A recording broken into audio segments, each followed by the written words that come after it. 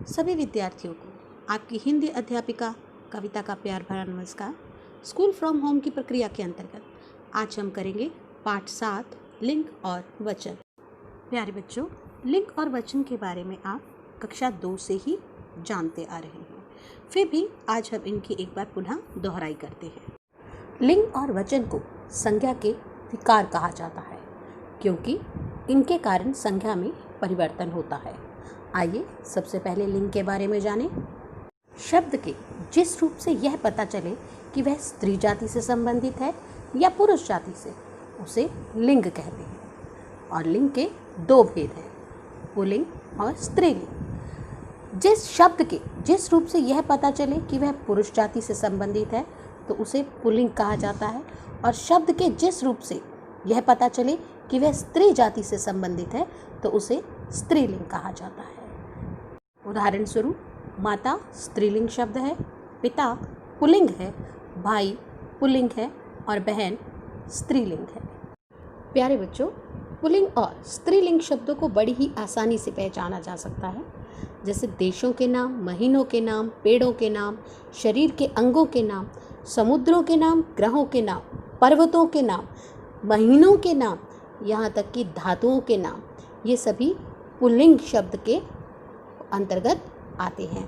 इसके अलावा क, न, एरा, पन, आ, मान आदि जिन शब्दों के साथ ये प्रत्यय जुड़े होते हैं वे शब्द भी पुल्लिंग ही होते हैं। इसके अतिरिक्त भाषाओं और बोलियों के नाम, नदियों के नाम, तिथियों के नाम, भावों के नाम और लिपियों के नाम, ये सभी स्त्रीलिंग शब्द होते हैं। भाषाएं और बोलियां जैसे संस्कृत, अंग्रेजी, नदियां गंगा यमुना, तिथियां प्रथमा द्वितीय तृतीया, भावों के नाम दया, खुशी, सच्चाई, चिंता, यहाँ तक कि लिपियों के नाम देवनागरी, रोमन, गुरुमुखी, ये सभी स्त्रीलिंग शब्द ही हैं। प्यारे बच्चों, जब हम पुल्लिंग शब्दों के पीछे आ, इया, आनी, वती, मती, आइन, इका, इनी, ई, इन, नी और त्री प्रत्यय जोड़ देते हैं तो वे स्त्रीलिंग शब्द बन जाते हैं। उदाहरण स्वरूप, आ प्रत्यय जब हम आचार्य पुल्लिंग के अंतर्गत जोड़ते हैं तो बन जाता है आचार्य। प्रत्यय हमेशा मूल शब्द के पीछे जोड़ते हैं। इसी प्रकार छात्र, छात्र में जब हमने आ प्रत्यय जोड़ा तो बन गया छात्रा। गुड्डा, गुड्डा के पीछे जब हमने इया प्रत्यय जोड़ा तो बना गुड़िया। चूहा, चूहा के पीछे भी जब हमने इया प्रत्यय जोड़ा तो बना चूहिया। इसी प्रकार नौकर शब्द के पीछे आनी प्रत्यय जोड़ने से बना नौकरानी। श्रीमान के पीछे मति शब्द प्रत्यय जोड़ने से बना श्रीमती, और धनवान के पीछे वती प्रत्यय जोड़ने से बना धनवती।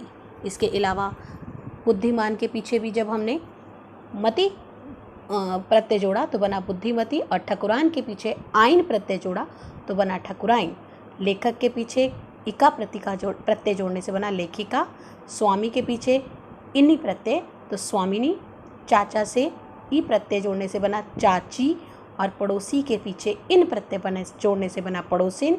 सिंह के पीछे जब नी प्रत्यय जोड़ा तो बना सिंहनी, और कर्ता के पीछे जब हमने त्रि प्रत्यय जोड़ा तो बना कर्त्री। प्यारे बच्चों, ध्यान रहे कि कुछ संज्ञा शब्द ऐसे भी होते हैं जो पुरुष और स्त्री जाति के लिए समान रूप से प्रयोग किए जाते हैं, जैसे राष्ट्रपति, डॉक्टर, मंत्री, इंजीनियर, खिलाड़ी आदि।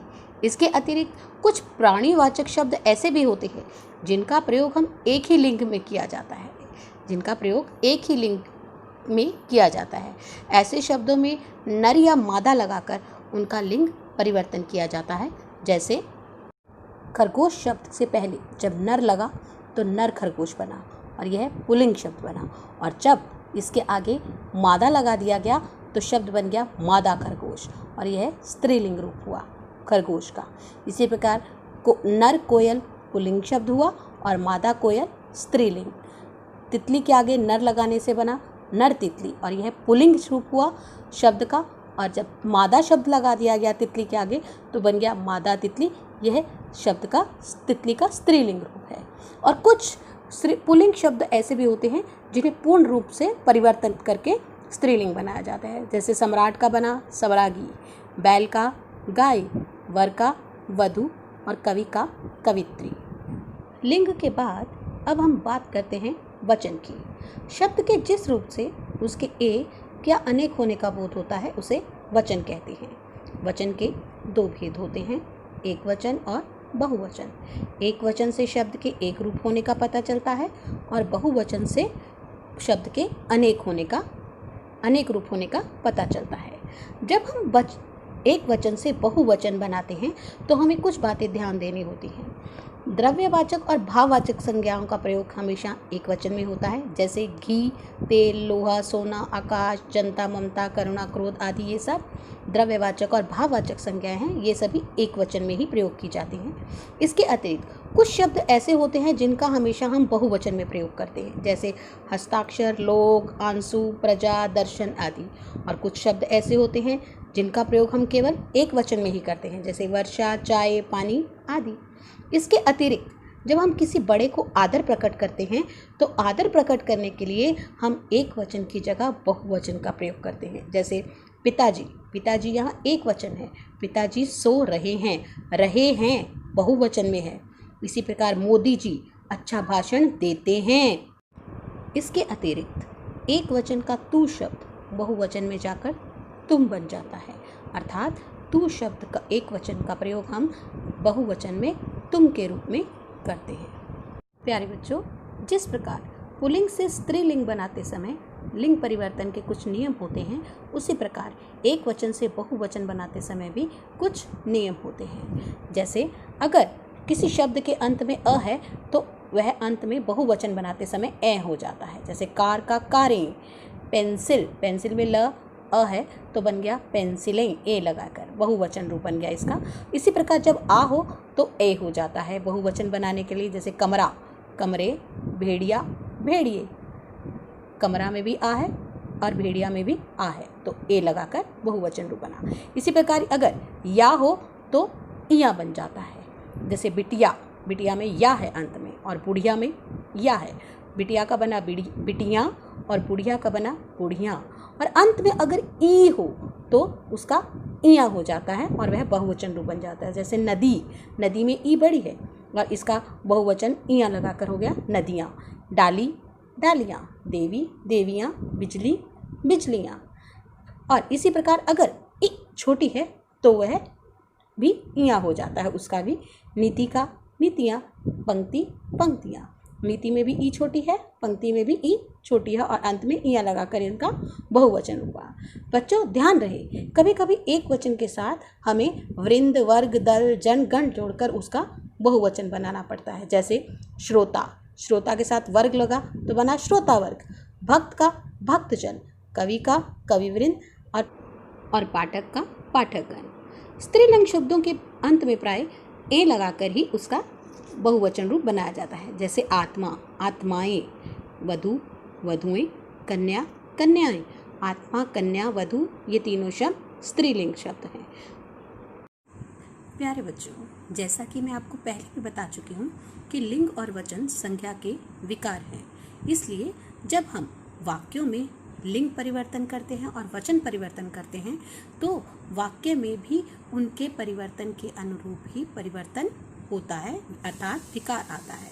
उदाहरण स्वरूप सबसे पहले लिंग परिवर्तन करते हैं वाक्यों में, जैसे धोबी प्रातःकाल ही कपड़े धो देता है। यहाँ धोबी पुल्लिंग शब्द है।